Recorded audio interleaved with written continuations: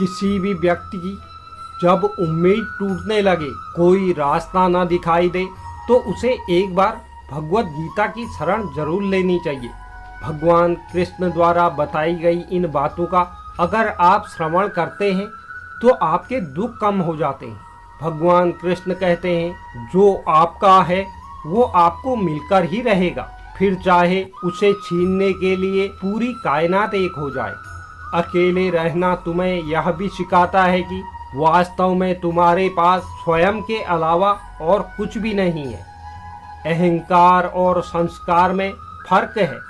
अहंकार दूसरों को झुकाकर खुश होता है और संस्कार स्वयं झुककर खुश होता है। अगर साफ नियत से मांगा जाए तो ईश्वर नसीब से बढ़कर देता है। सेवा सबकी करो मगर आशा किसी से मत रखो, क्योंकि सेवा का सही मूल्य ईश्वर ही दे सकते हैं। जब सत्य की असत्य से लड़ाई होगी तो सत्य अकेला खड़ा होगा और असत्य की फौज लंबी होगी, क्योंकि असत्य के पीछे मूर्खों का झुंड रहता है।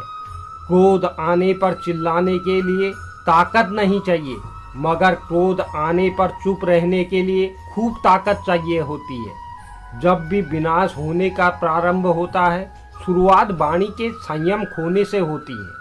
जीवन में यदि खुश रहना है तो अधिक ध्यान उस चीज पर दें जो आपके पास है, उस पर नहीं जो दूसरों के पास है।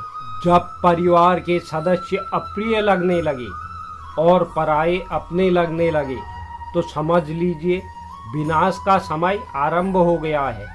उस दिन हमारी सारी परेशानियां खत्म हो जाएंगी। जिस दिन हमें यकीन हो जाएगा कि हमारा सारा काम ईश्वर की मर्जी से होता है। जीवन में सब कुछ खत्म होने जैसा कुछ भी नहीं है। हमेशा एक नई शुरुआत हमारा इंतजार कर रही होती है। जो हुआ वह अच्छा हुआ, जो हो रहा है वह भी अच्छा हो रहा है, और जो होगा वह भी अच्छा ही होगा। जो व्यक्ति स्पष्ट और सीधी बात करता है उसकी वाणी कठोर जरूर होती है, लेकिन वह कभी किसी के साथ छल नहीं करता। दो प्रकार के व्यक्ति इस संसार में स्वर्ग से भी ऊपर स्थित है। एक वो जो शक्तिशाली होकर भी क्षमा करते हैं, और दूसरा वो जो दरिद्र होकर भी कुछ दान करते हैं। विपत्ति में धैर्य, वैभव में दया और संकट में सहनशीलता ही श्रेष्ठ व्यक्तियों के लक्षण हैं। किसी भी व्यक्ति को अच्छे से जाने बिना दूसरों की बात सुनकर उसके प्रति कोई धारणा बना लेना मूर्खता है।